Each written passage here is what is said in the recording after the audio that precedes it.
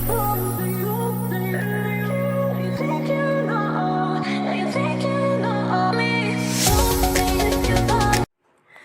guys! Welcome sa aking channel. Ngayon, ang ituturo ko sa inyo ay kung paano nga ba i-delete ang GCash account or how to delete GCash account. At yung isa pang tanong, kung nadidelete nga ba ito. So, para malaman nyo ang kasagutan guys, panoorin nyo to mula sa simula hanggang sa matapos nang sa ganon, after nyo mapanood ay magkaroon kayo ng idea at alam nyo na kung paano i-delete ang ating GCash account. So, ang information na to guys ay provided by GCash officers and system. So, ang mga information na ituturo at isi-share ko sa inyo ay galing sa mga GCash officers and system. So, bago natin simula ang process na gagawin natin guys, kung nakikita nyo sa screen, yung may X na yan yung profile. Yan yung account, GCash account na gusto kong i-delete. Ito yung ginawa kong sample. So, bago natin simulan yung process, para mahanap nyo to guys, open nyo lang yung GCash nyo. Punta kayo sa profile and then yan, lalabas na ito. I-screenshot nyo yan guys kasi gagamitin natin ito mamaya dun sa process na gagawin natin para pag andun na tayo, hindi na manidisturbo kasi naka-screenshot na kayo, naka-ready na siya. So, lahat ng mga process na gagawin natin dito guys ay dapat masunod natin kung gusto nyong ma-delete yung GCash account nyo. So, lahat ng ito dapat guys ay masunod nyo para ma-delete or ma-deactivate ang inyong GCash account kasi mas maganda na ma-delete ang ating mga GCash account kung hindi na ito ginagamit guys kasi para hindi na ito magamit sa kasamaan, para hindi na ito ma-hack or hindi na magamit sa pang-i-scam. So, panoorin nyo to guys para malaman nyo kung paano. So, una, open natin yung ating GCash app and then click natin yung Help Center, yung may arrow.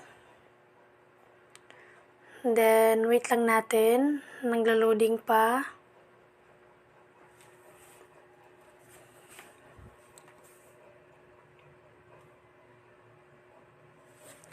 Then, pag andyan na kayo, i-scroll nyo lang pababa. Yan, scroll nyo lang. And then, i-click nyo yung Submit a New Ticket. Yan. Submit a new ticket. Yan po, i-click nyo yan. And then, andyan na, may pipilapan tayo. Una, yung ating email address. So, ilagay natin yung ating email or Gmail address. Pangalawa, yung ating Gmail registered full name. So, yung pangalan natin sa ating GCash account. So, yung name natin sa ating GCash account na gustong i-delete.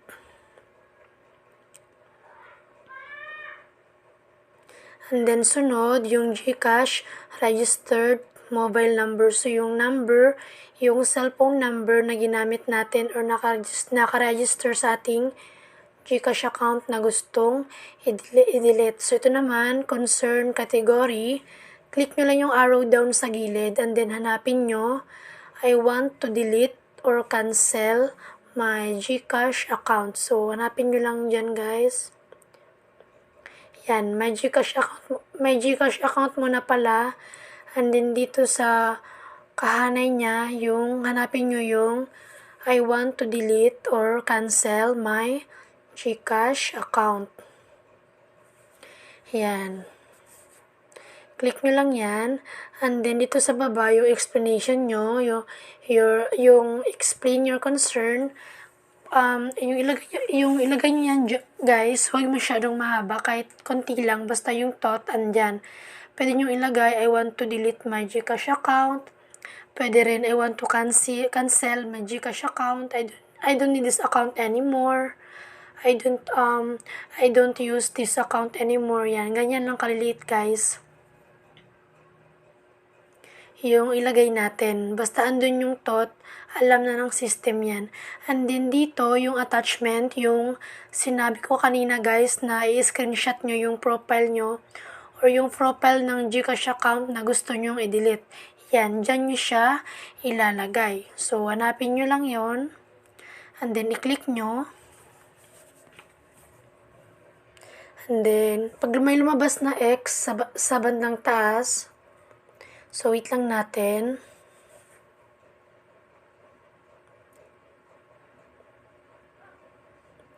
So, pag may lumabas na X dyan sa taas, guys, yan, tulad nyan, meaning, na-upload na yan. So, click na natin yung submit. Yan, click natin yan. Then, wait lang natin. Then, may lalabas dyan sa taas na your request was successfully submitted. So, meaning, yung request natin ay na-submit na. So, yung susunod dito guys is may gawin pa tayong mga bagay para totally ma-delete or ma-deactivate na yung ating GCash account. So, kailangan magawa natin yon for 6 months. After natin gawin yung process kanina, ito naman yung mga bagay na dapat nating tandaan, gawin at isaalang-alang para totally ma-delete or ma-deactivate na yung ating GCash account. So, una, huwag i-open. So, huwag nating bubuksan ang ating GCash account guys for 6 months.